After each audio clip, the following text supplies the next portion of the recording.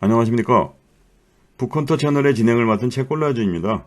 이번 33회차에는 헌팅 리스트 16번과 관련해서 프랑스 문학 참조책에 대해서 안내해드리겠습니다. 프랑스 문학하면 잃어버렸던 어린 동심을 다시 생각나게 하는 어린 왕자부터 우리나라에서 몇 차례 공연된 적이 있는 레미제라블까지 제목만 봐도 익숙한 작품들이 많습니다. 이번 회차에는 가능한 프랑스 문학 전반에 대한 길라잡이 역할을 할 수 있는 책들을 안내해 드리도록 하겠습니다.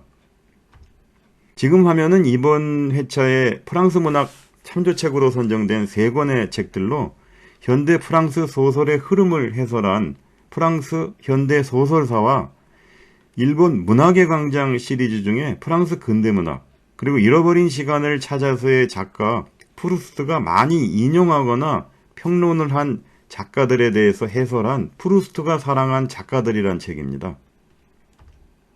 첫 번째 추천 서적인 프랑스 현대 소설사는 소르본느 대학의 미셸 레몽 교수가 현대 프랑스 소설의 흐름하고 주요 작가들의 작품들을 21개의 주제로 나눠서 해설하고 있는 560페이지 분량의 책입니다. 유명한 프랑스 작가들과 작품들을 안내하면서 프랑스 현대 소설의 흐름을 알 수 있는 좋은 책이라 생각돼서 소개해드립니다. 이 책의 맛보기 독서로는 5장에 있는 비판과 논쟁의 시대에 활동한 실존주의 소설가들 중에 까미에 대해서 살펴보도록 하겠습니다.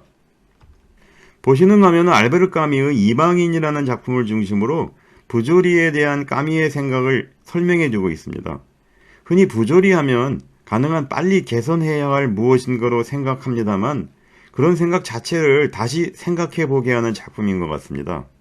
이렇다 할 열정 없이 일상을 살아가던 주인공 메르소가 특별한 감흥 없이 어머니 장례를 치르고 너무 뜨겁게 쏟아지는 햇빛 속에서 현기증을 느껴 자신을 위협하던 아랍인 사내를 총으로 죽이게 돼서 재판을 받게 됩니다. 그런데 사건과 무관하게 주인공이 어머니 장례를 치르면서 보여준 슬퍼하지 않는 것 같은 태도, 소위 일반인의 기준에서 인지상정하지 않는 태도가 재판의 중요한 판단 기준으로 작용하고 마침내 유죄 판결을 받게 되는 과정을 보여주며 까미는 우리들에게 부조리한 현실에 대해 생각해 보도록 합니다. 까미는 이 주인공이 유죄 판결을 받은 것이 유희를 하지 않았기 때문이고 거짓말하는 걸 거부했기 때문이라고 말합니다. 여기서 거짓말은 있지 않은 것을 말하는 것뿐만이 아니고 있는 것 이상을 말하거나 느끼는 것 이상을 말하는 것인데 주인공 메르소는 아무런 영웅적인 태도를 취하지 않으면서 진실을 받아들이고 있는 한 사내라고 보면 된다고 설명하고 있습니다. 그래서 부조리는 부분적인 의미로는 관습을 따르지 않는다는 의미가 될 수 있고 작품 속에서 재판하고 신문하는 과정에 나오는 많은 사람들이 하는 말들은 어느 것 하나 옳은 것이 없기도 합니다. 너무도 당연히 옳은 걸로 여겨오던 많은 것들 속에 오히려 부조리가 숨어 있을 수 있겠다라는 생각을 해보게 하는 이 작품은 그런 만큼 또 많은 생각을 하게 하는 것 같습니다. 저자는 까미의 다른 작품 전락을 이야기하면서 비길 데 없는 액센트로 잃어버린 순수에 대한 고백과 타인들과의 불일치를 이야기하고 있다 하는 말로 글을 마감하고 있는데 왠지 그 작품도 꼭 읽어봐야겠다는 마음을 들게 했으니까 이 책이 참 괜찮은 책이다 하고 생각해 봤습니다.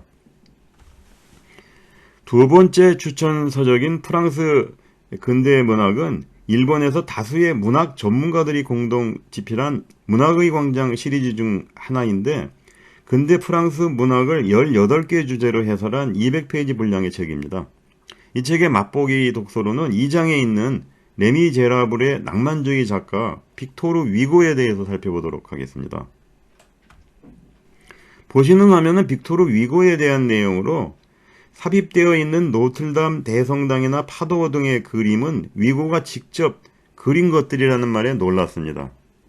첫 번째 화면은 극장에서 공연을 보고 있는 관객들 그림이 있는데 파리 국립극장에서 위고가 에르난이라는 작품을 연극하고 있던 광경을 그린 것입니다.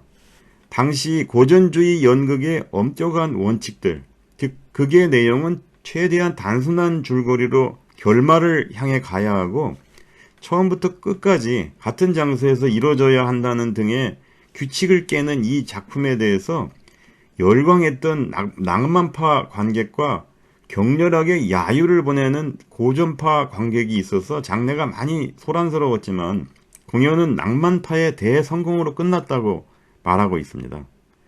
1802년에 태어난 위고는 천재의 시인으로 문단에 등장해서 프랑스 귀족원의 의원이 되지만 공화주의 사상에 공감해서 쿠데타로 황제가 된 나폴레옹 3세에 반대했는데 이에 영향으로 20년 정도를 영국 해협의 섬으로 도피해서 생활하게 됩니다.